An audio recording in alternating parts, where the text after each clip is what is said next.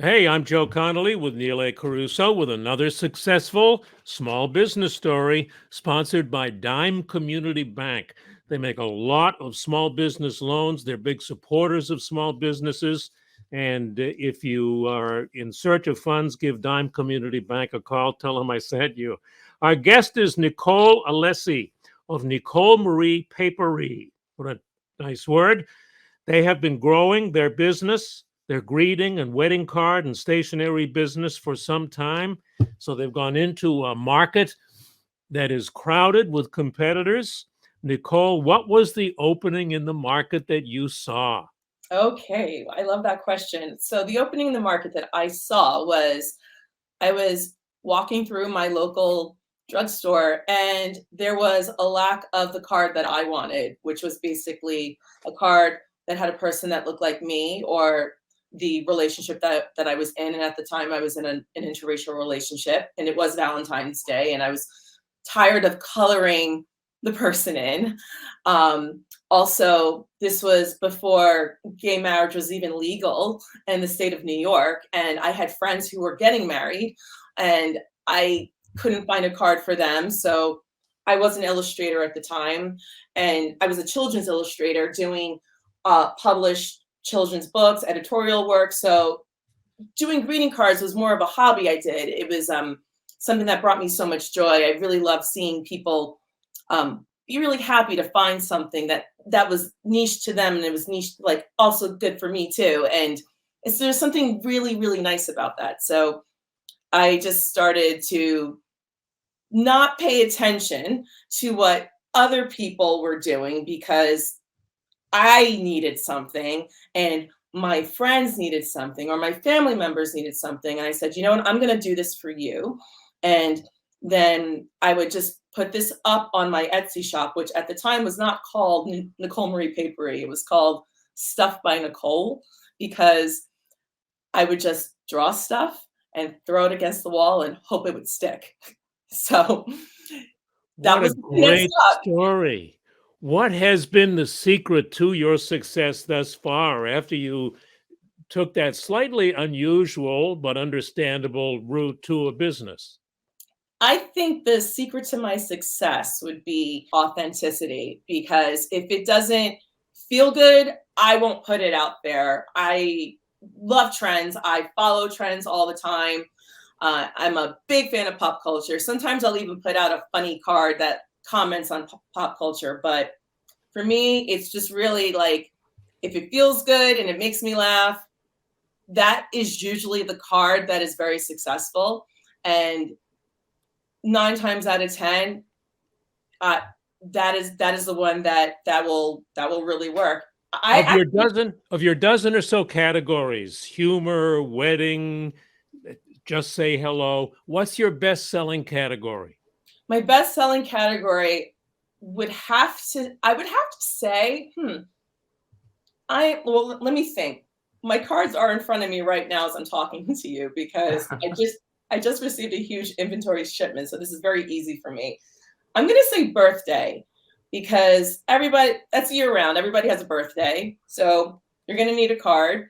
And what's so great about a birthday is that when someone shares a card with somebody else on their birthday, it can mean anything between those people. So you don't necessarily have to say happy birthday.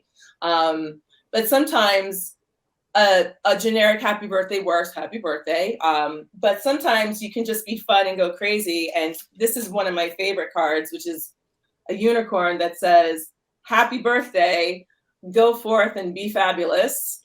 And I did this, I want to say I did this card about 10 years ago and it still sells. And I still feel that when I greet somebody a happy birthday, just go forth and be fabulous. It's your day. And that is a secret to business. You're doing what the big software companies do. They get that repeat business with the updates. That card has sold for 10 years. That's wonderful business-wise, Nicole. Thank Neil. you. Nicole, Joe mentioned in the opening, I mean, you're in a very crowded market. So I'm curious, what is your secret to competing against the hallmarks of your industry? Well, I think for me, it's to not pay attention, be aware of the competition, but pay attention to what your consumers like about you. Again, I hate repeating myself. Authenticity. I stay true to myself because at the end of the day, I do sell greeting cards, but what I'm pushing forward is my illustrations. It's my artwork. It's my design work. So I think for me, you can go to Hallmark and they're great. They have a wonderful selection. Or you can go to another greeting card designer. There's so many talented people. But for me, the people who I'm capturing are the people who get it. They're like me. They're my people. Like we're sharing that private inside joke that makes no sense. But if I give you that card, you get it. So for example, as I'm picking up another product, I have a rubber ducky on a sympathy card that says, I ducked up, because we all know what happens when you send a text message and in your text, how Apple likes to autocorrect.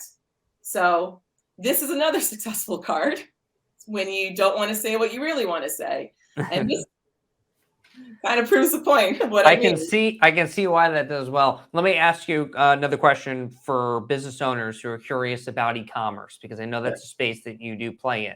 I understand you use Facebook Shops. What other platforms have you found success in or that you're on currently? That's a great question.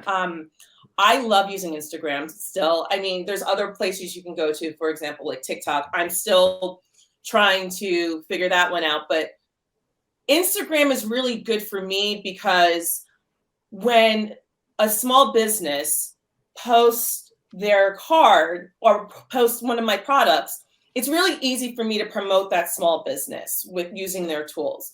And it's a great way for me to share my appreciation or to let my consumers know that, hey, if you can't order from me or you want to get something in time, there's that shop that's down the block that might have my card right there. It might have other things. Maybe you don't want my card. Maybe you want to go buy some other things. Just walk into that small business. So it's a great way to give these shops free advertising. And it's really easy too, because all I have to do is just go like.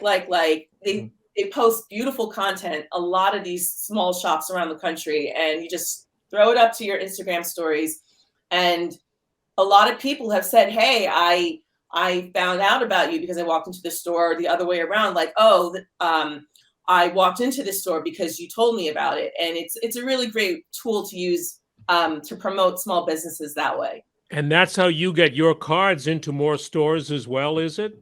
Yeah, it is actually. I wholesale them, I know. Yeah.